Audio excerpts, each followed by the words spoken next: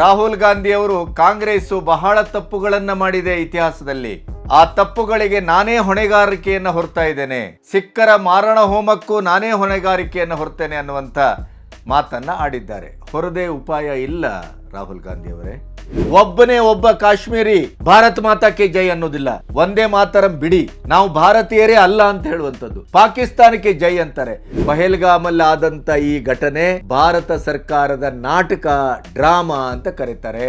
ಹೃದಯವೂ ಇಲ್ಲ, ಮನಸ್ಸೂ ಇಲ್ಲ, ಮಾನವೀಯತೆಯೂ ಇಲ್ಲ, ಕೃತಜ್ಞತೆಯ ಮನೆ ಹಾಳಾಗಿ ಹೋಯಿತು. ಕೇವಲ ಸರ್ಕಾರದ ವೈಫಲ್ಯವನ್ನು ಮಾತ್ರ ಪಟ್ಟಿ ಮಾಡುವುದರಲ್ಲೇ ಮುಂದಾಗುವಂತ ಮಹಾನ್ ಪತ್ರಕರ್ತರು ಕೂಡ ಈ ಕಾಶ್ಮೀರದ ಒಳಗಡೆ ಇರುವಂಥ ನಮ್ಮ ದೇಶದ ಅನ್ನ ತಿಂದು ನಮ್ಮ ದೇಶಕ್ಕೆ ದ್ರೋಹ ಮಾಡುವ, ನಮ್ಮ ಸಾರ್ವತ್ರಿಕ ಬದುಕನ್ನು ಹಾಳುಗೆಡವಲಿಕ್ಕೆ ಭಯೋತ್ಪಾದಕರಿಗೆ ಅನ್ನ ನೀರು ಕೊಡುವಂಥ ಈ ಪಾಖಂಡಿಗಳ ಬಗ್ಗೆ ಅವರಿಗೆ ಕಿಂಚಿತ್ತೂ ಅರಿವಿಲ್ಲ.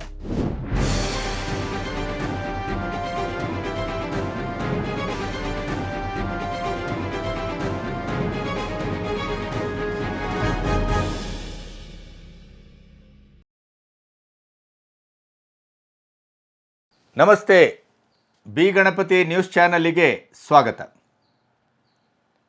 ಯುದ್ಧೋನ್ಮಾದದ ಪಾಕಿಸ್ತಾನ ಮತ್ತು ಭಾರತದ ಗಡಿಯ ಕಥೆ ಕ್ಷಣ ಕ್ಷಣಕ್ಕೂ ಒಂದು ರೀತಿಯ ರುದ್ರ ರೋಮಾಂಚಕವಾದಂಥ ತಿರುವುಗಳನ್ನು ಪಡಿತಾ ಇದೆ. ಪ್ರಧಾನಿ ಮೋದಿಯವರು ನಿರಂತರವಾಗಿ ಹೈ ವೋಲ್ಟೇಜ್ ಮೀಟಿಂಗನ್ನು ಮಾಡ್ತಾ ಇದ್ದಾರೆ. ಈ ಮಾತಾಡುವ ಹೊತ್ತಿನಲ್ಲೂ ಕೂಡ ಭದ್ರತಾ ಸಲಹೆಗಾರರು ಅಜಿತ್ ದೋವೆಲ್ಲು ಮತ್ತು ರಕ್ಷಣಾ ಇಲಾಖೆಯ ಕಾರ್ಯದರ್ಶಿ ಇವರೆಲ್ಲರೊಟ್ಟಿಗೆ ಮೀಟಿಂಗ್ ನಡೀತಾ ಇದೆ. ಅದರ ಜೊತೆಗೆ ನಿರಂತರವಾಗಿ ಒಂದು ಕಡೆ ರಾಹುಲ್ ಗಾಂಧಿ ಅವರು ಕಾಂಗ್ರೆಸ್ಸು ಬಹಳ ತಪ್ಪುಗಳನ್ನು ಮಾಡಿದೆ ಇತಿಹಾಸದಲ್ಲಿ, ಆ ತಪ್ಪುಗಳಿಗೆ ನಾನೇ ಹೊಣೆಗಾರಿಕೆಯನ್ನು ಹೊರ್ತಾ ಇದ್ದೇನೆ, ಸಿಖ್ಖರ ಮಾರಣ ಹೋಮಕ್ಕೂ ನಾನೇ ಹೊಣೆಗಾರಿಕೆಯನ್ನು ಹೊರ್ತೇನೆ ಅನ್ನುವಂಥ ಮಾತನ್ನು ಆಡಿದ್ದಾರೆ. ಹೊರದೇ ಉಪಾಯ ಇಲ್ಲ ರಾಹುಲ್ ಗಾಂಧಿ ಅವರೇ. ಪಾಪದ ಕೊಡ ತುಂಬಿದಾಗ ತುಳುಕಲೇಬೇಕು, ಇಲ್ಲದೇ ಇದ್ರೆ ಅದು ಒಡೆದು ಚೆಲ್ಲಲೇಬೇಕು. ಇಡೀ ಭಾರತದ 75 ವರ್ಷಗಳಲ್ಲಿ ತಾವು ಏನೇನು ಮಾಡಿದ್ದೀರೋ ತಮ್ಮ ಪೂರ್ವಿಕರಿಂದ ಇವತ್ತಿನವರೆಗೆ, ಆ ಸಂತಾನದ ಒಂದು ಇಡೀಯದಾದಂಥ ಭಾರತದ ಚರಿತ್ರೆಯನ್ನು, ಭಾರತದ ಪ್ರಾಚೀನತೆಯನ್ನು, ಭಾರತದ ಭೌಗೋಳಿಕತೆಯನ್ನು, ಭಾರತದ ಭೂಶಿರವನ್ನು, ಭಾರತದ ಇಡೀಯದಾದ ಅಸ್ಮಿತೆಯನ್ನು, ಸನಾತನತೆಯನ್ನು ಎಲ್ಲವನ್ನು ನಿರ್ನಾಮ ಮಾಡಲಿಕ್ಕೆ ಒಂದು ಅಸ್ಥಿವಾರ ಹಾಕಿದ್ರಲ್ಲ, ಅದಕ್ಕೆ ನೀವು ಎಷ್ಟೇ ತಪ್ಪೊಪ್ಪಿಗೆಗಳನ್ನು ಕೊಟ್ಟರೂ ಪ್ರಾಯಶ್ಚಿತ ಆಗೋದಿಲ್ಲ. ಅದಕ್ಕೆ ತಕ್ಕ ಶಾಸ್ತಿ ಆಗಬೇಕಾಗಿದೆ. ಅದನ್ನು ಜನ ಮಾಡ್ತಾರೆ. ಯಾಕೆ ಈ ಮಾತನ್ನು ಹೇಳ್ತೇನೆ ಅಂತಂದರೆ, ಪ್ರತಿ ಕ್ಷಣದಲ್ಲೂ ಇಡೀ ಪಾಕಿಸ್ತಾನದ ಕುತ್ತಿಗೆಯನ್ನು ತನ್ನ ಈ ಒಂದು ರಾಜತಾಂತ್ರಿಕವಾದ ಸೂಕ್ಷ್ಮವಾದ ತನ್ನ ಯುದ್ಧದ ರಕ್ತಪಿಪಾಸುತನದ ಹೊರಗೆ ನಿಂತು ಯುದ್ಧದ ಇಡೀ ಒಂದು ಕಾರ್ಮೋಡವನ್ನು, ಆವೇಗವನ್ನು, ಆವೇಶವನ್ನು, ಉದ್ವಿಗ್ನತೆಯನ್ನು ದಶ ದಿಕ್ಕುಗಳಿಂದಲೂ ಅದನ್ನು ಆವರಿಸಿ ಪಾಕಿಸ್ತಾನದ ಹೆಡೆಮುರಿ ಕಟ್ಟುವನ್ನು ಕೆಲಸವನ್ನು ವಿಶ್ವ ನಿಬ್ಬೆರಗುಗೊಳ್ಳುವ ಹಾಗೆ ಭಾರತ ಮಾಡ್ತಾ ಇದೆ. ಕೆಲವು ಪುಟಗೋಸಿಗಳು ನಮ್ಮಲ್ಲಿ ಮಾಧ್ಯಮದಲ್ಲೂ ಇದ್ದಾರೆ, ಸೋಷಿಯಲ್ ಮೀಡಿಯಾದಲ್ಲೂ ಇದ್ದಾರೆ. ಅದಕ್ಕಿಂತ ಮುಖ್ಯವಾಗಿ ಈ ಕಾಂಗ್ರೆಸ್ಸಿನ ಕಳ್ಳನ ಮಕ್ಕಳು ಯಾವಾಗ ಯುದ್ಧ, ಯಾವಾಗ ಯುದ್ಧ. ಒಬ್ಬ ಉತ್ತರ ಪ್ರದೇಶದ ಕಾಂಗ್ರೆಸ್ ಮುಖಂಡ ಕೇಳ್ತಾನೆ, ರಫೇಲ್ಗೆ ಕಟ್ಟಿದ ಲಿಂಬೆಹಣ್ಣು ಮತ್ತು ಮೆಣಸಿನಕಾಯಿಯನ್ನು ತೆಗೆಯುವುದು ಯಾವಾಗ? ನಿಮ್ಮ ನಾಲಿಗೆ ಬಿದ್ದು ಹೋಗುತ್ತೆ ರೀ.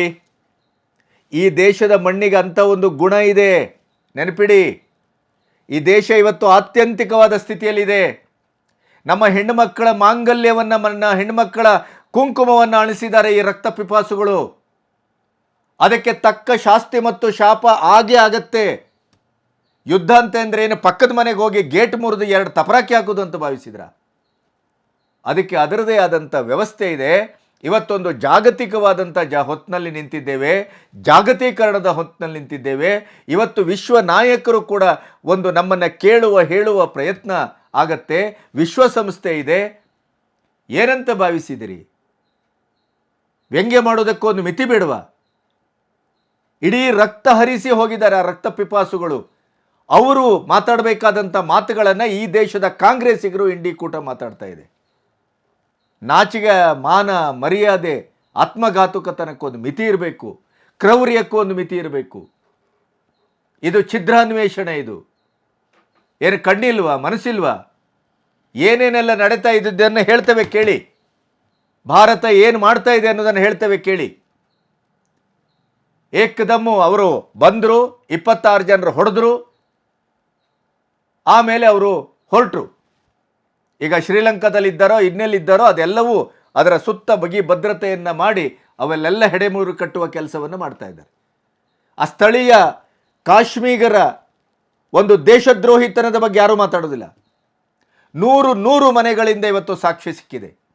ಆಹಾರ ಒದಗಣೆ, ಮನೆ ಕಟ್ಟಿಕೊಡುವುದು, ಅವರಿಗೆ ಎಲ್ಲ ಶಸ್ತ್ರಾಸ್ತ್ರಗಳನ್ನು ಗೌಪ್ಯವಾಗಿ ಇಡಲಿಕ್ಕೆ ಪ್ರಯತ್ನ ಮಾಡೋದು, ಕಮ್ಯುನಿಕೇಷನ್ನು, ಪ್ರತಿ ಒಂದಕ್ಕೆ ಸ್ಥಳೀಯರು ಅಲ್ಲಿ ಹೆಲ್ಪ್ ಮಾಡ್ತಾ ಇದ್ದದ್ದನ್ನು ಮೀಡಿಯಾಗಳು NIA ತನಿಖೆಯಿಂದ ಬ್ರಹ್ಮಾಸ್ತ್ರದ ರೀತಿಯಲ್ಲಿ ಸಾಕ್ಷ್ಯವನ್ನು ವಿಶ್ವದ ಇಡ್ತಾ ಇದೆ. ಆದರೂ ನಮ್ಮ ದೇಶದ ಕೆಲವು ಮೀಡಿಯಾಗಳಿಗೆ, ಕೆಲವು ಕಾಂಗ್ರೆಸ್ಸಿಗರಿಗೆ ಈ ಇಂಡಿ ಕೂಟಕ್ಕೆ ಅರ್ಥವೇ ಆಗ್ತಾ ಇಲ್ಲ. ಯಾಕೆಂತಂದರೆ ನಿದ್ದೆ ಮಾಡುವವನನ್ನು ಎಬ್ಬಿಸಬಹುದು, ನಿದ್ದೆ ಮಾಡುವ ಹಾಗೆ ನಟಿಸುವವನ ಎಬ್ಬಿಸ್ಲಿಕ್ಕಾಗೋದಿಲ್ಲ. ಇವರು ನಟನಾಶೂರರು ಇವರು. ಹಾಗಾಗಿ ಇವರಿಗೆ ಅಧಿಕಾರ ಬೇಕು, ಅಧಿಕಾರದ ರಾಜಕಾರಣ ಬೇಕು. ಅದಕ್ಕೆ ಪಾಕಿಸ್ತಾನದ, ವಿಶ್ವದ ಬೇರೆ ಬೇರೆ ರೀತಿಯ ಭಾರತದ ದ್ರೋಹಿಗಳೊಟ್ಟಿಗೆ ಸಂಬಂಧ ಕಲ್ಪಿಸಿಕೊಂಡೇ ಬದುಕಿದವರು ಇವರು. ಪ್ರತಿ ಸಾರಿ ಎಲೆಕ್ಷನ್ ಆಗಿ ಸೋತಾಗಲೂ ವಿಶ್ವದ ಎದುರು ಹೋಗಿ ತಮ್ಮ ಇಡೀ ದೇಶದ ಮಾನ, ಸ್ವಾಭಿಮಾನ ಅವನ್ನೆಲ್ಲ ಅಲ್ಲಿ ಮೂರಾಬಟ್ಟೆ ಮಾಡಿ ತಮ್ಮ ಮಾನವನ್ನು ಕಳ್ಕೊಂಡು ಈಚೆ ಬರುವಂಥ ದೇಶದ್ರೋಹಿಗಳು, ದರಿದ್ರರು. ಇವರಿಂದ ಇನ್ನೇನು ನಿರೀಕ್ಷೆ ಮಾಡ್ತೀರಿ? ಇಂಥದ್ದನ್ನೇ ನಿರೀಕ್ಷೆ ಮಾಡಬೇಕು. ಮತ್ತೆ ಮತ್ತೆ ಅಲ್ಲಿ ಭದ್ರತಾ ವೈಫಲ್ಯ. ಮೋದಿ ಯಾಕೆ ಹೋಗಲಿಲ್ಲ? ಮೋದಿ ನಮ್ಮನೆಗೆ ಬಂದು ಯಾಕೆ ಪಾಯ್ಖಾನೆ ತೊಳೆಯಲಿಲ್ಲ ಅಂತ ಕೇಳಿ. ಅಲ್ಲಿಗೂ ಬರ್ತೀರಿ ನೀವು. ಅಂದರೆ ಮೋದಿ ಅವರು ಎಲ್ಲ ಕಡೆ ಹೋಗಬೇಕು.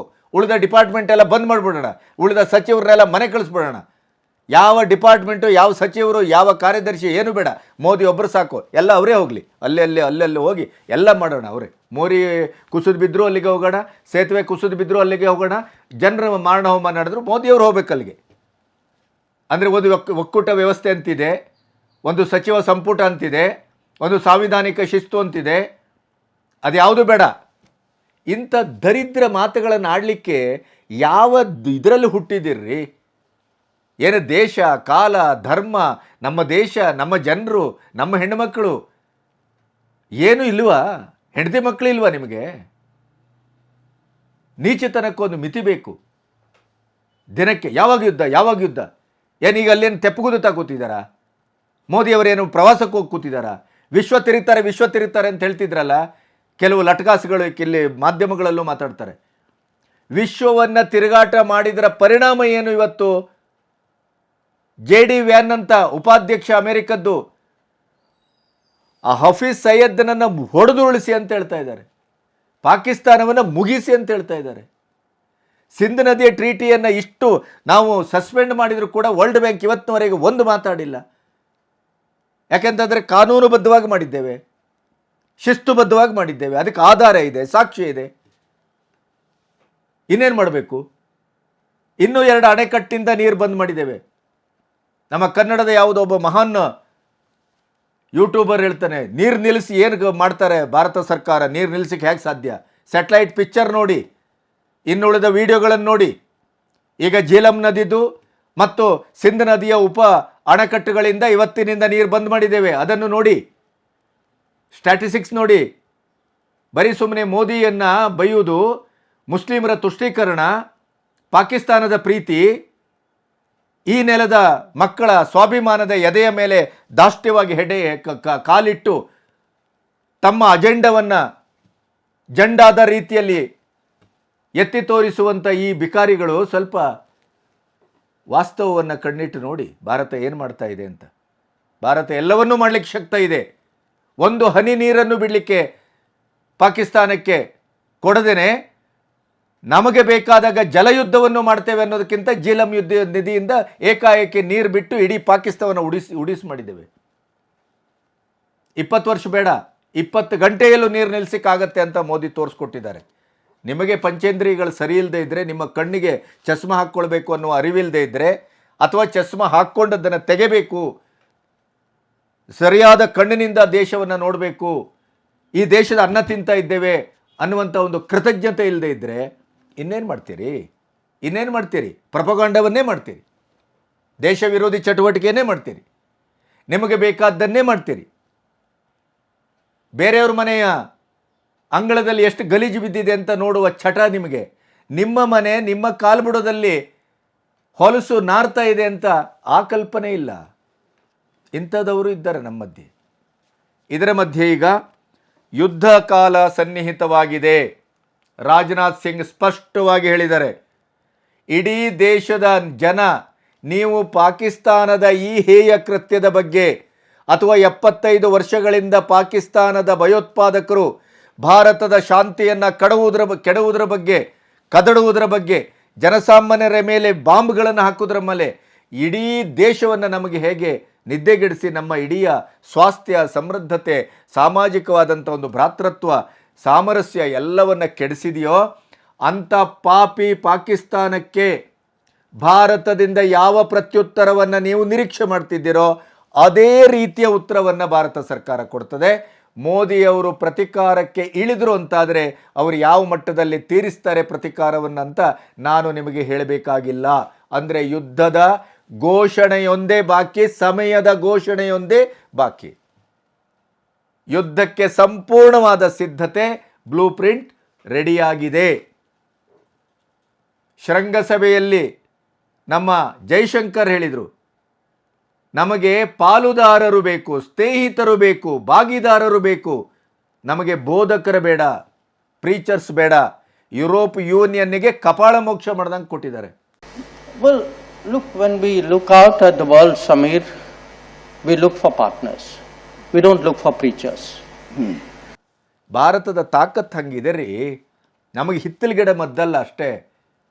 UPA ಸರ್ಕಾರದಲ್ಲಿ ಸಾವಿರಾರು ಜನರ ಮಾರಣ ಹೋಮ ನಡೀತಲ್ಲ, ಅವಾಗ ಯಾರು ಮಾತಾಡಿದ್ರಾ? ಇಡೀ ದೀಪಾವಳಿಯನ್ನು ನಾಚಿಸುವಂಗೆ ಬಾಂಬಿಂಗ್ ಆಯಿತು, ಮಾತಾಡಿದ್ರಾ?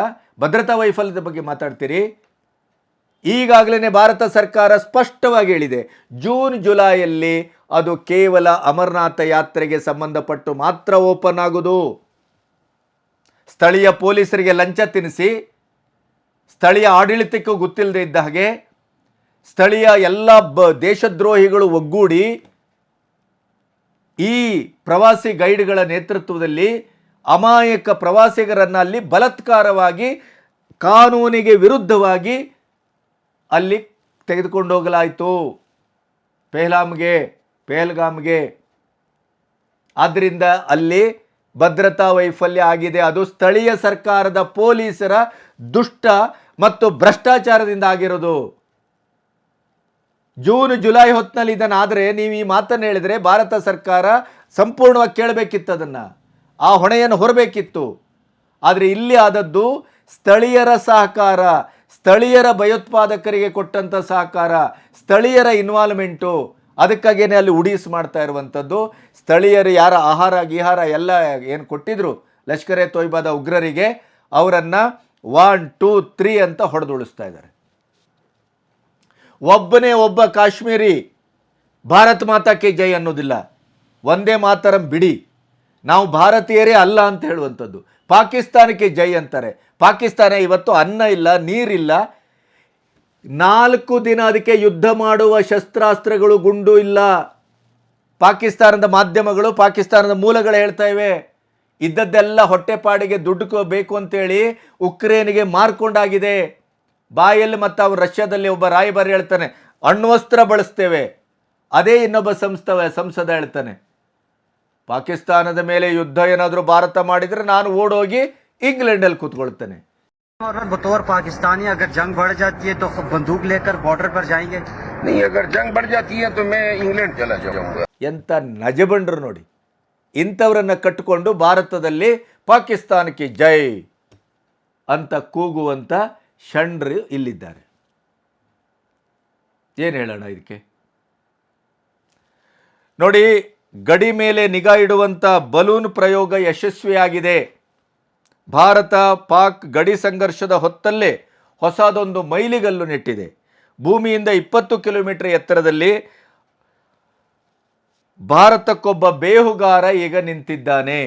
ನೆನಪಿಡಿ, ಭಾರತ ತನ್ನ ಎಲ್ಲ ಶಸ್ತ್ರಾಸ್ತ್ರದ ತಯಾರಿಕಾ ಕಾರ್ಖಾನೆಯ ಕಾರ್ಮಿಕರಿಗೆ ದೀರ್ಘ ರಜೆಯನ್ನು ನಿಲ್ಲಿಸಿದೆ. 2 ದಿನ ಮಾತ್ರ ರಜೆ ಹಾಕಿ ಅಂತ ಹೇಳಿದ್ದಾರೆ. ಇದರ ಅರ್ಥ ಏನು? ಭಾರತ ಯಾವುದೇ ಕಾರಣಕ್ಕೂ ಇವತ್ತು 100% ಕಾಂಗ್ರೆಸ್ ಸರ್ಕಾರದ ಕಾಲದ ಹಾಗೆ ಬೇರೆ ದೇಶವನ್ನು ಶಸ್ತ್ರಾಸ್ತ್ರಗಳಿಗೆ ಯಾವುದೇ ರೀತಿಯಲ್ಲೂ ಅವಲಂಬಿತವಾಗಿಲ್ಲ. ನಮ್ಮ ಶಸ್ತ್ರಾಸ್ತ್ರ ಕಾರ್ಖಾನೆಯಲ್ಲೇ ಸಿದ್ಧಗೊಳ್ಳುತ್ತದೆ. ಈ ಕೆಲವು ದೇಶಗಳಲ್ಲಿರುವಂಥದ್ದು ಈ ಬೇಹುಗಾರಿಕಾ ತಂತ್ರಜ್ಞಾನ, ಏರ್ ಸ್ಪೇಸ್. ನಿನ್ನೆ ಏನು ಯಶಸ್ವಿಯಾಗಿ ಇದು ಏನು ಇವತ್ತು ಆಯ್ತಲ್ಲ, ಈ ಒಂದು ಅದ್ಭುತವಾದಂಥ ತಂತ್ರಜ್ಞಾನ ಬೇಹುಗಾರಿಕಾ ಒಂದು ಜಗತ್ತಿನಲ್ಲೇ ಅತ್ಯಂತ ವಿಸ್ಮಯಕಾರಕವಾದಂಥದ್ದು. ಇದು ಭಾರತದ 5 ಲೇಯರಲ್ಲಿ 2ನೇ ಲೇಯರಲ್ಲಿ ನಿಂತು ಇದು ಕೆಲಸ ಮಾಡುತ್ತೆ. 20 ಕಿಲೋಮೀಟ್ರು ಎತ್ತರದಲ್ಲಿ. ಇದು ಇಡೀ ಪ್ರಪಂಚದಲ್ಲಿ ಈ ಬೇಹುಗಾರಿಕಾ ವ್ಯವಸ್ಥೆ ಕೆಲವು ಅಭಿವೃದ್ಧಿ ರಾಷ್ಟ್ರಗಳ ಕೈಯಲ್ಲಿ ಮಾತ್ರ ಇದೆ. ಇದು ಭಾರತ. ರಕ್ಷಣಾ ಸಂಶೋಧನೆ ಮತ್ತು ಅಭಿವೃದ್ಧಿ ಸಂಸ್ಥೆ DRDO ಯಶಸ್ವಿಯಾಗಿ ಇದನ್ನು ಉಡಾವಣೆ ಮಾಡಿದೆ. ಸ್ಟ್ರಾಟೋಸ್ಫಿಯರಿಕ್ ಏರ್ಶಿಪ್ ಪ್ಲಾಟ್ಫಾರಮ್ ಹೆಸರಿನ ಈ ಪ್ರಯೋಗ ಮಧ್ಯಪ್ರದೇಶದ ಜೋಶ್ಪುರ್ ಪರೀಕ್ಷಾ ಕೇಂದ್ರದಿಂದ ಯಶಸ್ವಿಯಾಗಿ ನಡೆದಿದೆ. ಡ್ರೋನ್ ಹಾಗೂ ಉಪಗ್ರಹದ ಮಧ್ಯೆ ಒಂದು ಕೊರತೆ ಇತ್ತಲ್ಲ ನಮ್ಮಲ್ಲಿ. ಒಂದು ಕಡೆ ಡ್ರೋನ್ ನೋಡುತ್ತೆ, ಇನ್ನೊಂದು ಕಡೆ ಉಪಗ್ರಹ ವ್ಯವಸ್ಥೆ ಇದೆ. ಅದರ ಮಧ್ಯದಲ್ಲಿ ಒಂದು ಬೇಹುಗಾರಿಕಾ ವ್ಯವಸ್ಥೆ ಇರಲಿಲ್ಲ.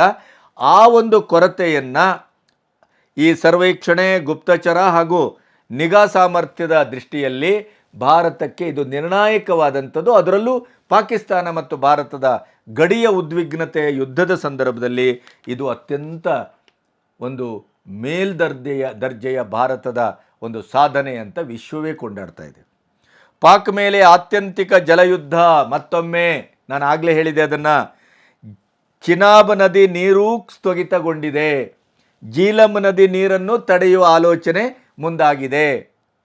ಜಿನೆವಾ ಒಪ್ಪಂದ ಸರ್ಕಮ್ಟನ್ಸಸ್ಸಿನ ಮೇಲೆ 60 ವರ್ಷಗಳಿಂದ ಚಾಲ್ತಿಯಲ್ಲಿದ್ದ ಸಿಂಧು ಟ್ರೀಟಿಯನ್ನು ಬಂದ್ ಮಾಡಬಹುದು, ರದ್ದು ಮಾಡಬಹುದು. ಆ ಅಧಿಕಾರ ಇದೆ ಅಂತೇನಿತ್ತಲ್ಲ ಜಿನೆವಾ ಒಪ್ಪಂದದ ಕಲಮ್ಸಲ್ಲಿ, ಅದರ ಆಧಾರದಲ್ಲೇ ಮಾಡಿರೋದ್ರಿಂದ ವರ್ಲ್ಡ್ ಬ್ಯಾಂಕು ಕಮಕ್ ಅಂತ ಇಲ್ಲ. ನಮ್ಮ ದೇಶೀಯ ಕೆಲವು ಮಾಧ್ಯಮಗಳು, ಕೆಲವು ಅಂಡೆ ಪಿರ್ಕಿ ಸ್ವಾಮಿಗಳು ಮತ್ತು ದೇಶ ವಿರೋಧಿಗಳು, ಕಾಂಗ್ರೆಸ್ ಮತ್ತು ಇಂಡಿ ಕೂಟದ ಸದಸ್ಯರು, ಅದರ ಅನುನ್ಯಾಯಿಗಳು, ಇವರೆಲ್ಲರೂ ಇದನ್ನು ಕೂಡ ಅಪಭ್ರಂಶದಿಂದ ನೋಡ್ತಾರೆ. ಹೆಂಗೆ ನೀರು ಬಂದ್ ಮಾಡ್ತಾರೆ? ಶೇಖರಿಸಲ್ಪಟ್ಟ ನೀರು ಎಲ್ಲಿಡ್ತಾರೆ? ನಮಗೆ ನೀರು ಹಿಡಿಲಿಕ್ಕೂ ಗೊತ್ತು, ನಮಗೆ ಬೇಡ ಅಂತಂದಾಗ ವಿತೌಟ್ ಎನಿ ಇನ್ಫಾರ್ಮೇಷನ್ ಪಾಕಿಸ್ತಾನದ ಮೇಲೆ ನಾವು ನೀರನ್ನು ಬಿಡಲಿಕ್ಕೂ ಗೊತ್ತು. ಅದೆರಡೂ ಸ್ವಾತಂತ್ರ್ಯ ಈಗಿದೆ. ಅದನ್ನು ಭಾರತ ಮಾಡ್ತಾ ಇದೆ. ಸಿಂಧು ನದಿಯ ಉಪನದಿಗಳಾದ ಜಿನಾಮ್ ನದಿಯ ಬಗ್ಲಿಹಾರ್ ಅಣೆಕಟ್ಟಿನಿಂದ ನೀರನ್ನು ಸ್ಥಗಿತಗೊಳಿಸಲಾಗಿದೆ. ಇದೇ ವೇಳೆ ಮತ್ತೊಂದು ಉಪನದಿ ಜೀಲಂ, ಅದಕ್ಕೆ ಅಡ್ಡಕಟ್ಟಲಾಗಿರುವಂಥ ಅಣೆಯಿಂದ ಅಲ್ಲಿಯ ನೀರನ್ನು ಕೂಡ ಕಂಪ್ಲೀಟ್ ಬಂದ್ ಮಾಡಬೇಕು ಅಂತ ಸರ್ಕಾರ ಯೋಚನೆ ಮಾಡ್ತಾ ಇದೆ. ಇದರ ಮಧ್ಯೆ ಆಗ ಹೇಳಿದ್ನಲ್ಲ, ಉತ್ತರ ಪ್ರದೇಶದ ನಜಬಂಡ ದೇಶದ್ರೋಹಿ ಒಬ್ಬ ಕಾಂಗ್ರೆಸ್ ನಾಯಕ ಅಜಯ್ ರಾಯ್ ಪ್ರಶ್ನಿಸಿದ್ದಾರೆ, ರಫೇಲಿಗೆ ಕಟ್ಟಿದ ಲಿಂಬೆಹಣ್ಣು ಮೆಣಸಿನಕಾಯಿ ಯಾವಾಗ ತೆಗಿತೀರಿ ಅಂತ. ನೀವೇ ಹೋಗಿ ತೆಗೀರಪ್ಪ. ಇಲ್ಲಿವರೆಗೆ ದೇಶದ ಕುತ್ತಿಗೆಯನ್ನೇ ತೆಗೆದವರು ನೀವು. ಮೊನ್ನೆ ಪ್ರಧಾನಿ ಮೋದಿಯವರ ಸಾಂವಿಧಾನಿಕ ಪೀಠದ ಹುದ್ದೆಯಲ್ಲಿದ್ದಂಥ ವ್ಯಕ್ತಿಯ ಕುತ್ತಿಗೆಯನ್ನು ತೆಗೆದಿದ್ದೀರಿ. ಹಾಗೆ ಈಗ ನಿಮಗೆ ಬಿಟ್ಟರೆ ಈ ದೇಶದ ಸರ್ವನಾಶವನ್ನು ಮಾಡ್ತೀರಿ. ಆವಾಗ ನಾವು ಲಿಂಬೆಹಣ್ಣು ಮತ್ತು ಮೆಣಸಿನಕಾಯಿ ಗತಿ ನಮಗೆ ಅದನ್ನೇ ಕೊಡ್ತೀರಿ ನಮ್ಮ ಕೈಯಲ್ಲಿ, ತಲೆಗೆ ಹಚ್ಕೊಂಡು ಸಾಂತ್ವನ ಮಾಡ್ಕೊಳ್ಳಿ ಅಂತ. ಇಂಥ ಕಳ್ಳರು ನೀವು, ದೇಶದ್ರೋಹಿಗಳು. ನೀವು ಈಗಲೂ ವ್ಯಂಗ್ಯ ಮಾಡ್ತೀರಾ? OIC ಅಂತ OIC ಅವರು ಪ್ರತಿದಿನ ಗುಡುಕ್ತಾ ಇದ್ದಾರೆ, ಪ್ರತಿದಿನ. ಇಂಗ್ಲೆಂಡು ನಮಗೆ ಸಪೋರ್ಟ್ ಮಾಡ್ತಾ ಇದೆ. ಮಾಸ್ಕೋದಲ್ಲಿರುವ ಹಿರಿಯ ಒಬ್ಬ ಇವನು ಬಡಾಯಿಸಿದ್ದಾನೆ, ನಿಮ್ಗೆ ಹೇಳಿದ್ದೇನೆ. ಅಂದರೆ ಅಲ್ಲಿ ಯುದ್ಧಕ್ಕೆ ನಡೆದರೆ ಯುದ್ಧ ಮಾಡಲಿಕ್ಕೂ ತಾಕತ್ತಿಲ್ಲ, ಅನ್ನಕ್ಕೆ ಗತಿ ಇಲ್ಲ, ನೀರಿಲ್ಲ, 50 ಡಿಗ್ರಿ ಸೆಲ್ಸಿಯಸ್ ಹೀಟು, 10,000ಕ್ಕೂ ಹೆಚ್ಚು ಸೈನಿಕರು ರಾಜೀನಾಮೆ ಕೊಟ್ಟಿದ್ದಾರೆ. ಬಲೂಚಿಸ್ತಾನ ಮತ್ತು ಸಿಂಧ್ ಪ್ರಾಂತ್ಯದಲ್ಲಿ ಸಂಪೂರ್ಣ ಸ್ವತಂತ್ರ ರಾಷ್ಟ್ರಕ್ಕಾಗಿ ಹೋರಾಟ ನಡೀತಾ ಇದೆ. ಒಂದು ನಗರವನ್ನೇ ವಶಪಡಿಸ್ಕೊಂಡಿದ್ದಾರೆ. ದಿನಕ್ಕೆ ಸರಾಸರಿ 10-15 ಸೈನಿಕರನ್ನು ಮುಗಿಸ್ತಾ ಇದ್ದಾರೆ. ಅಫ್ಘಾನ್ ಗಡಿಯಲ್ಲಿ ಅದ್ಭುತವಾದಂಥ ಒಂದು ಯುದ್ಧಕಾರಿ ಪರಿಸ್ಥಿತಿ ನೆಲೆಗೊಂಡಿದೆ. ಪಾಕಿಸ್ತಾನ ಇಂಥ ಒಂದು ದರಿದ್ರ ಸ್ಥಿತಿಯಲ್ಲಿದೆ. ಯಾವ ದೇಶವೂ ಸಪೋರ್ಟ್ ಮಾಡ್ತಾ ಇಲ್ಲ. ಚೀನಾ ಏನೋ ಹಿಂದ್ಗಡೆ ನಿಲ್ತದೆ ಅಂತ ಇವರು ಭ್ರಮಿಸಿದ್ರು, ಅವರು ತಾಟಸ್ಥ್ಯವಾಗಿ ನಿಂತಿದ್ದಾರೆ. ಮುಸ್ಲಿಂ ರಾಷ್ಟ್ರಗಳು ಹೆಲ್ಪ್ ಮಾಡ್ತಾ ಇಲ್ಲ. ಇವರು ಭಿಕ್ಷಾಪಾತ್ರ ಹಿಡ್ಕೊಂಡು ಇಡೀ ವಿಶ್ವ ತಿರುಗಿ ಆಯಿತು. ನೋ, ಇಂಥ ಪರಿಸ್ಥಿತಿಯಲ್ಲಿ ವಿಡಿಯೋ ಗೇಮಿನ ಇದರ ಹೆಲಿಕಾಪ್ಟರ್ ವಿಮಾನ ಹಾಕಿ ಭಾರತವನ್ನು ಹೆದರಿಸಲಿಕ್ಕೆ ಹೊರಟಿದ್ದಾರೆ. ಭಾರತ ಮನಸ್ಸು ಮಾಡಿದರೆ 2 ತಿಂಗಳ 3 ತಿಂಗಳ ಯುದ್ಧ ಮಾಡುವಷ್ಟು ಎಲ್ಲ ಸಾಮರ್ಥ್ಯವನ್ನು ಹೊಂದಿದೆ. ನೆನಪಿಡಿ, ಅವರಿಗೆ 4 ದಿನ ಯುದ್ಧ ಮಾಡುವಷ್ಟು ತಾಕತ್ತಿಲ್ಲ. ಇಂಥ ದರಿದ್ರ ದೇಶದ ಬಗ್ಗೆ ಭಾರತದಲ್ಲಿ ಬಹಳ ಪ್ರೀತಿ ವ್ಯಕ್ತಪಡಿಸೋರಿದ್ದಾರೆ. ಸಿದ್ದರಾಮಯ್ಯನಿಂದ ಹಿಡಿದು ಹೋಗಿ ಅಲ್ಲಿಗೆ, ಅಲ್ಲಿಯವರೇ ನಿಮ್ಮನ್ನು ಸ್ವೀಕರಿಸೋದಿಲ್ಲ, 2ನೇ ದರ್ಜೆ ಪ್ರಜೆಗಳು ಅಂತ ಮಾಡ್ತಾರೆ. ಇಂತಹ ಸ್ಥಿತಿ. ಯುದ್ಧ ತಯಾರಿ ಯಾವ್ಯಾವ ರೀತಿ ನಡೀತಾ ಇದೆ ಅಂದರೆ, ಪಂಜಾಬ್ನ ಫಿರೋಜ್ಪುರದ ಕಂಟೋನ್ಮೆಂಟ್ ಪ್ರದೇಶದಲ್ಲಿ ಭಾನುವಾರ ರಾತ್ರಿ 9 ರಿಂದ 9:30 ಸಂಪೂರ್ಣ ವಿದ್ಯುತ್ತನ್ನು ಸ್ಥಗಿತಗೊಳಿಸಿ ಬ್ಲ್ಯಾಕ್ಔಟ್ ಡ್ರಿಲ್ ಅಂದರೆ ಯುದ್ಧ ಕಾಲದಲ್ಲಿ ಕರೆಂಟನ್ನು ತೆಗೆದು ಕತ್ತಲೆಯಲ್ಲಿ ಒಮ್ಮೆ ಸೈನಿಕರನ್ನು ಪಾಕಿಸ್ತಾನದ ಎದುರಾಳಿಗಳು ಎದುರಾದರೆ ಅದನ್ನು ತಪ್ಪಿಸಿಕೊಳ್ಳುವಂಥ ಒಂದು ಯುದ್ಧದ ಕೌಶಲ್ಯದ ತರಬೇತಿ ನಡೆದಿದೆ. ಇದರ ಮಧ್ಯೆ ಇನ್ನೊಂದು ನೋಡಿ, ಮೊನ್ನೆ ನಿಮಗೆ ಗೊತ್ತಿದೆ 63,000 ಕೋಟಿಯ ರಫೇಲ್ ಒಪ್ಪಂದಕ್ಕೆ ಫ್ರಾನ್ಸ್ನೊಟ್ಟಿಗೆ ಸೈನ್ ಹಾಕಿದ್ದು, ಆಮೇಲೆ ಅಮೆರಿಕದೊಟ್ಟಿಗೆ ಸೈನ್ ಹಾಕಿದ್ದು, ಅದರ ಜೊತೆಗೆ ಈಗ ರಷ್ಯಾದಿಂದ 250 ಕೋಟಿ ಈಗಲ ವಿಶೇಷ ಕ್ಷಿಪಣಿಯದು ಎಸ್ ವಾಯು ರಕ್ಷಣಾ ಕ್ಷಿಪಣಿಯನ್ನು ಭಾರತಕ್ಕೆ ರಷ್ಯಾ ಕಳಿಸ್ಕೊಡ್ತಾ ಇದೆ, ಭಾರತ ಪಡಿತಾ ಇದೆ. ಭಾರತದ ಒಳಗೆ ನುಗ್ಗಿ 26 ಜನರ ಮಾರಣ ಹೋಮಕ್ಕೆ ಕಾರಣವಾದಂಥ, ಧರ್ಮವನ್ನು ಕೇಳಿ ಬಟ್ಟೆಯನ್ನು ಬಿಚ್ಚಿಸಿ ವಿವಸ್ತ್ರಗೊಳಿಸಿದಂಥ ಈ ಪಾಕಿಸ್ತಾನದ ಭಯೋತ್ಪಾದಕರಿಗೆ ಅನ್ನ ಆಹಾರ ಆಶ್ರಯ ಕೊಟ್ಟಂಥ ಉಗ್ರ ಸ್ಥಳೀಯ ಕಾಶ್ಮೀರಿ ಅವನನ್ನು ನಿನ್ನೆ ಹಿಡಿಲಿಕ್ಕೆ ಸೇನೆ ಹೋದಾಗ ತಪ್ಪಿಸಿಕೊಳ್ಳುವ ಭರಾಟೆಯಲ್ಲಿ ಅವನು ನದಿಗೆ ಹಾರಿ ಪ್ರಾಣ ಕಳ್ಕೊಂಡಿದ್ದಾನೆ. ಇನ್ನು 5 ಕಡೆ ಬ್ಲಾಸ್ಟ್ ಮಾಡಲಿಕ್ಕೆ ಇದೇ ಉಗ್ರರು ಎಲ್ಲ ಪ್ಲ್ಯಾನನ್ನು ಮಾಡಿದ್ರು. ಬಕೆಟು ಮತ್ತು ಟಿಫಿನ್ ಬಾಕ್ಸ್ಗಳಲ್ಲಿ IEDಯನ್ನು ಇಟ್ಟು ಬ್ಲಾಸ್ಟ್ ಮಾಡಿ ಸಾರ್ವಜನಿಕರನ್ನು ಸಮೂಹವಾಗಿ ಕೊಲ್ಲಬೇಕು ಅಂತ ಹೊರಟಂಥ ಈ ಪ್ರಯತ್ನವನ್ನು ಭಾರತದ ಸೇನೆ ಸಂಪೂರ್ಣವಾಗಿ ವಿಫಲಗೊಳಿಸಿದೆ. ಬಹಳ ದೊಡ್ಡ ಕಾರ್ಯಾಚರಣೆ ಇದು. ಮತ್ತು ದಕ್ಷಿಣ ಕಾಶ್ಮೀರದಲ್ಲಿ 100ಕ್ಕೂ ಹೆಚ್ಚು ಮನೆಗಳಿಗೆ ಸೇನೆ ನುಗ್ಗಿದೆ. ಅಲ್ಲಿ ಎಲ್ಲ ಸಾಕ್ಷ್ಯಗಳನ್ನು ಸ್ಥಳೀಯರು ಯಾವ ರೀತಿ ಪಾಕಿಸ್ತಾನದ ಭಯೋತ್ಪಾದಕರಿಗೆ ಒದಗುತ್ತಾ ಇದ್ದರು, ಅವರು ಹೇಗೆ ಅಲ್ಲಿ ಅವರಿಗೆ ಸಹಕಾರವನ್ನು ಮಾಡ್ತಾಯಿದ್ರು ಅಂತ. ಕಾಶ್ಮೀರಿ ಕಣಿವೆಯ ಒಂದು ಎಜ್ಜಲ್ಲಿ ಮನೆಯನ್ನೇ ಕಟ್ಟಿಕೊಟ್ಬಿಟ್ಟಿದ್ರಂತೆ, ಅದನ್ನು ಉಡಿಸಿ ಮಾಡಿದ್ದಾರೆ. ಅದರ ವಿಡಿಯೋವನ್ನು ನಿಮಗೆ ತೋರಿಸ್ತೇವೆ. ಅಂದರೆ ನಮ್ಮ ದೇಶದಲ್ಲಿ ಪಾಕಿಸ್ತಾನದವನ್ನು ಪ್ರೀತಿಸುವ, ಉಗ್ರರನ್ನು ಪ್ರೀತಿಸುವ ಮತ್ತು ಏನಕ್ಕೇನ ಮೋದಿ ಸರ್ಕಾರದ ಮೇಲೆ ಆಪಾದನೆಗಳನ್ನೇ ಮಾಡುವ ಈ ಷಂಡರಿಗೆ, ದೇಶದ್ರೋಹಿಗಳಿಗೆ ಇವು ಕಣ್ಣಿಗೆ ಕಾಣೋದಿಲ್ಲ. ಒಬ್ಬ ಸಣ್ಣ ವಯಸ್ಸಿನ ಒಬ್ಬರು ಇದು ಮಾಧ್ಯಮದ ಹೆಣ್ಮಗಳು ಪಾಕಿಸ್ತಾನದ ಇಡೀ ಪರಿಸ್ಥಿತಿ ಹೇಗಿದೆ, 370ಯನ್ನು ರದ್ದುಗೊಳಿಸಿದ ಮೇಲೆ ಮಹಾ ಅಭಿವೃದ್ಧಿಯ ಪರ್ವವನ್ನೇ ಕಾಶ್ಮೀರದಲ್ಲಿ ಮಾಡ್ತಾ ಇರುವಾಗ ಪ್ರತಿಯೊಂದು ಕಡೆ ಸಂಪರ್ಕ, ಪ್ರತಿಯೊಂದು ಕಡೆ ಅಭಿವೃದ್ಧಿ, ಅಲ್ಲಿಯ ಸ್ಥಳೀಯರಿಗೆ ಬದುಕಲಿಕ್ಕೆ ಬೇಕಾದಂಥ ಎಲ್ಲ ವ್ಯವಸ್ಥೆಗಳನ್ನು ಮಾಡಲಿಕ್ಕೆ ಹೊರಟಂಥ ಈ ಸ್ಥಿತಿಯಲ್ಲಿ ಕಾಶ್ಮೀರಿಗರ ಮನಸ್ಸಿನಲ್ಲಿ ಏನಿದೆ ಅಂತ ಅವರು ಒಂದು ಹಿಡನ್ ಕ್ಯಾಮರಾ ಇಟ್ಟು ಅದನ್ನು ಮಾತಾಡಿಸ್ತಾ ಹೋದಾಗ ಅದರ ಕೆಲವು ಝಲಕ್ಗಳನ್ನು ನಿಮಗೆ ತೋರಿಸ್ಬೋದು. ಅವರು ಪಾಕಿಸ್ತಾನವನ್ನು ಅಗಾಧವಾಗಿ ಪ್ರೀತಿಸ್ತಾರೆ. ಪಹಲ್ಗಾಮಲ್ಲಾದಂಥ ಈ ಘಟನೆ ಭಾರತ ಸರ್ಕಾರದ ನಾಟಕ, ಡ್ರಾಮಾ ಅಂತ ಕರೀತಾರೆ. ಹೃದಯವೂ ಇಲ್ಲ, ಮನಸ್ಸೂ ಇಲ್ಲ, ಮಾನವೀಯತೆಯೂ ಇಲ್ಲ, ಕೃತಜ್ಞತೆಯ ಮನೆ ಹಾಳಾಗಿ ಹೋಯಿತು. ಇಡೀ ಕಾಶ್ಮೀರದಲ್ಲಿ ಪಾಕಿಸ್ತಾನ ದುಡ್ಡು ಕೊಡ್ತಾ ಇಲ್ಲ. ಇಡೀ ಕಾಶ್ಮೀರಿಯರು ಬದುಕ್ತಾ ಇರುವಂಥದ್ದು ಭಾರತದ ಅನುದಾನದಿಂದ, ಭಾರತ ಸರ್ಕಾರದ ಅಭಿವೃದ್ಧಿ ಕಾರ್ಯಗಳಿಂದ. ಪ್ರವಾಸಿಗರೇ ನೀವು ಹೋಗಬೇಡಿ 5 ವರ್ಷ ಅಂತ ಒಬ್ಬ ಬ್ರಿಗೇಡಿಯರು, ಮಾಜಿ ಬ್ರಿಗೇಡಿಯರ್ ಹೇಳ್ತಾ ಇರೋದು ಇದೇ ಕಾರಣಕ್ಕಾಗಿ. ಅವ್ರ ವಿಡಿಯೋ ವೈರಲ್ ಆಗ್ತಾ ಇದೆ. ಇಡೀ ಕಾಶ್ಮೀರದಲ್ಲಿ ಭಾರತದ ವಿರೋಧಿ ಸಂಸ್ಕೃತಿ ಇದೆ. ಇಡೀ ಕಾಶ್ಮೀರರು ಪಾಕಿಸ್ತಾನದ ಪರವಾಗಿದ್ದಾರೆ. ಅವರು ಸಂಪೂರ್ಣವಾಗಿ ಸಂವಿಧಾನಾತ್ಮಕವಾದಂಥ ಯಾವುದೇ ಭಾರತವನ್ನು ಒಪ್ಪಿಕೊಳ್ತಾ ಇಲ್ಲ. ನಾವು ಕಾಶ್ಮೀರಿಗರು ಅಂತಾರೆ, ಭಾರತೀಯರು ಅನ್ನೋದಿಲ್ಲ. ಮತ್ತು ನಮಗೆ ಕೆಲಸ ಇಲ್ಲದೆ ನಾವು ಗನ್ ಹಿಡಿತೇವೆ ಅಂತಾರೆ, ನಾವು ಭಯೋತ್ಪಾದಕ ಚಟುವಟಿಕೆಯಲ್ಲಿ ಭಾಗವಹಿಸ್ತೇವೆ ಅಂತಾರೆ. ಮತ್ತು ಅಮಿತ್ ಶಾ, ಯೋಗಿ, ಮೋದಿಯವರ ತಲೆ ತೆಗೆಬೇಕು ಅಂತ ಹೇಳ್ತಾರೆ ಅನ್ನೋದನ್ನು ಆ ಹೆಣ್ಣುಮಗಳು ಇಂಟರ್ವ್ಯೂ ಮಾಡಿದ್ದಾಳೆ. ಇಂಟರ್ವ್ಯೂ ಅಂದರೆ ಹಿಡನ್ कैमरा इट। तो मतलब मीडिया में जो कुछ भी चल रहा है झूठ चल रहा है, सब झूठ है।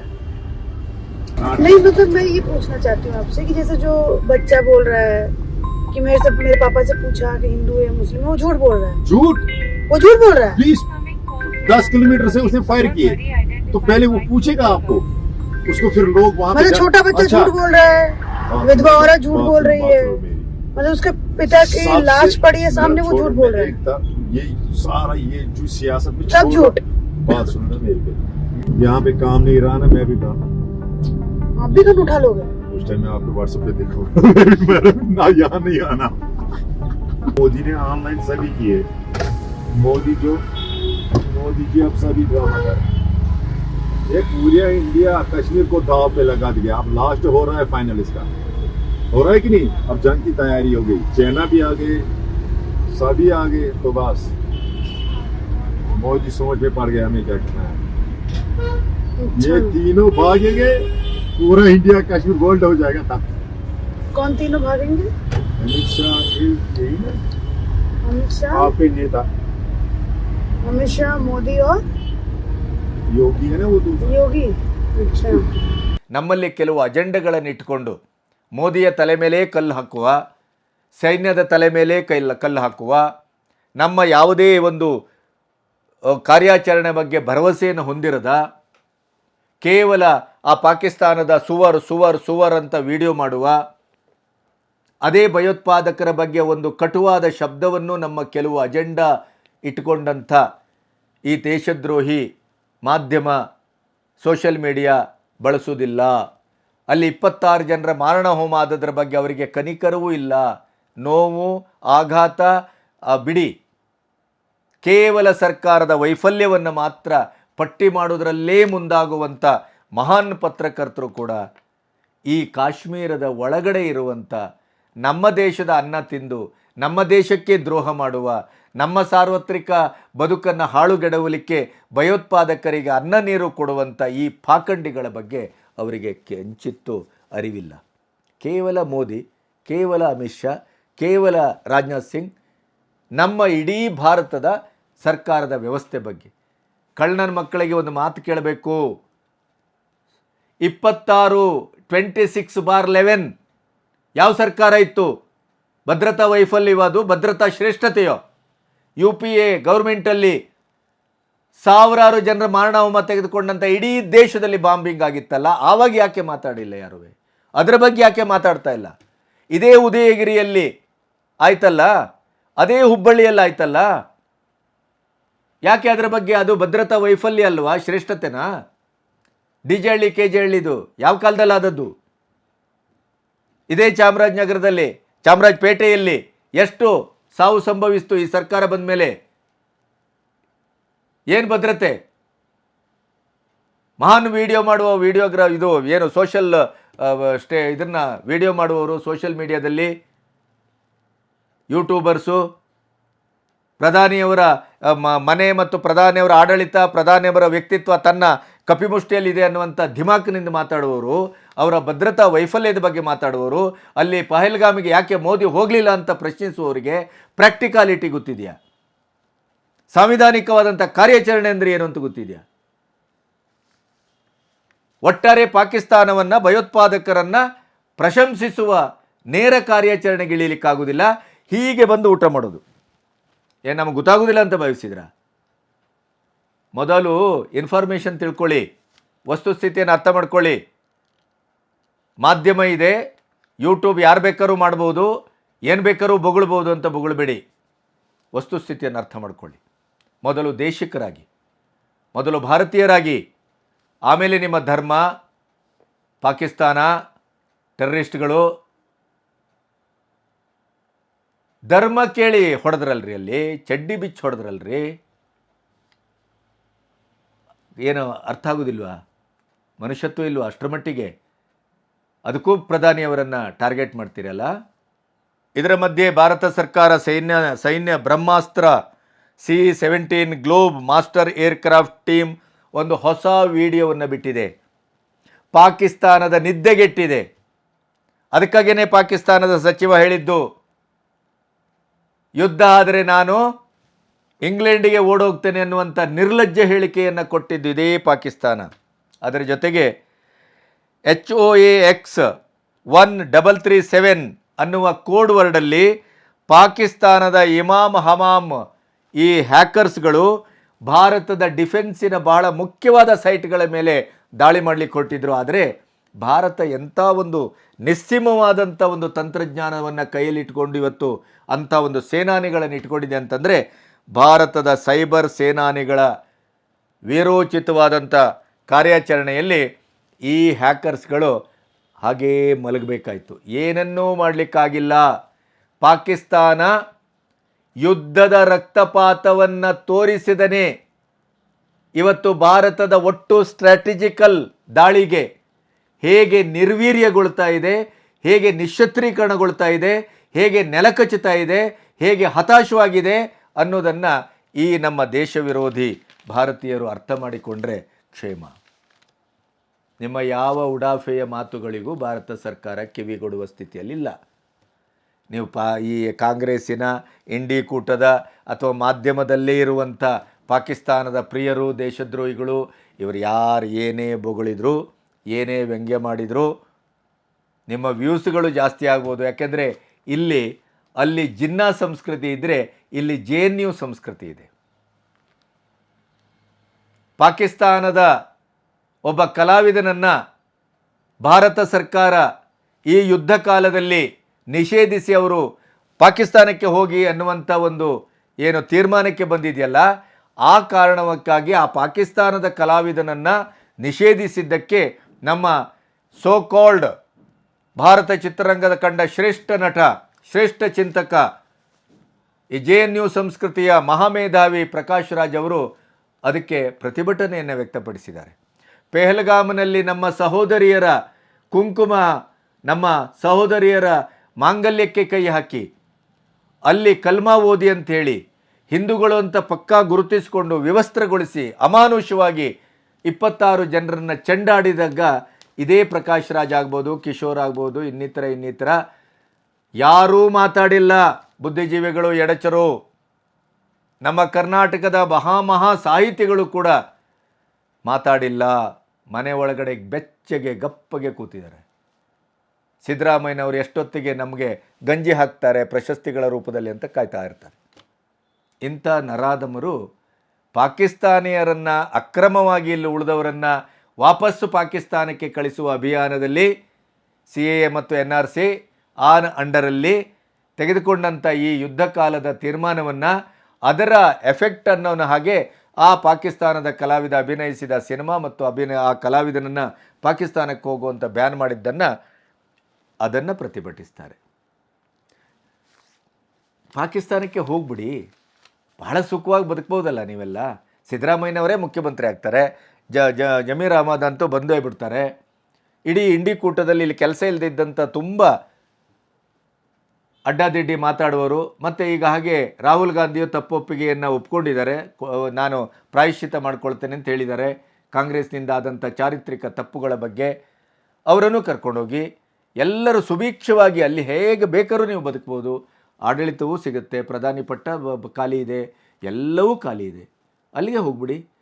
ಇಲ್ಲಿಯ ಅನ್ನ ತಿಂದ್ಕೊಂಡು, ಇಲ್ಲಿಯ ನೀರು ಕುಡ್ಕೊಂಡು, ಇಲ್ಲಿಯ ಬದುಕಿ, ಇಲ್ಲಿ ಪ್ರಶಸ್ತಿ, ಇಲ್ಲಿ ಮಹಾನುಭಾವರು ಅಂತ ನೀವು ಬೆಳ್ಕೊಂಡು ದೇಶದ ಆತ್ಮಕ್ಕೆ ಚೂರಿ ಹಾಕುವ ಕೆಲಸವನ್ನು ಮಾಡುವ ಈ ದರಿದ್ರ ಬುದ್ಧಿ ಇದ್ದವರು ಇಲ್ಲಿರಲಿಕ್ಕೆ ಯೋಗ್ಯರೆಲ್ಲರೂ.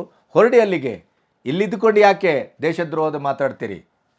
ಏನು ಕಣ್ಣಲ್ಲಿ ರಕ್ತ ಇಲ್ವೋ ನಿಮಗೆ? ನೀರಂತೂ ಹರಿಯುವುದಿಲ್ಲ, ರಕ್ತವೂ ಇಲ್ವೇ?